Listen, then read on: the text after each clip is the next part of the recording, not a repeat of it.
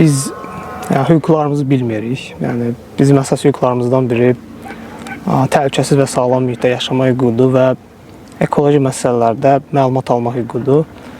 Bu hüquq konstitusiya ilə təmin olunan bir hüquqdur və RMG kimi şirkətlərin karyer fəaliyyətinə başlayanda təbii ki, bu qanunvericiliklə bu hüququ nəzərə alaraq yerinə yetirir və baş verən istənilən prosedur, scoping müzakirəsi olsun, ətraf mühitə təsirin qiymətləndirilməsi, dokumentin müzakirəsi olsun və bu prosedurlarda təsir zonasında olan əhalinin fikirləri, düşüncələri nəzərə alınır.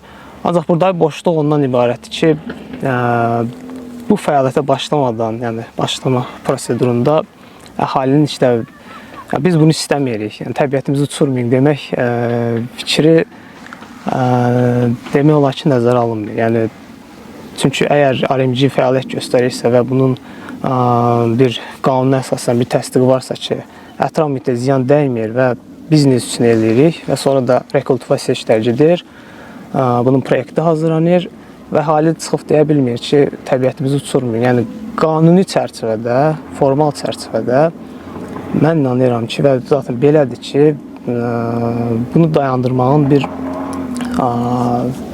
yol yoxdur, təəssüf ki.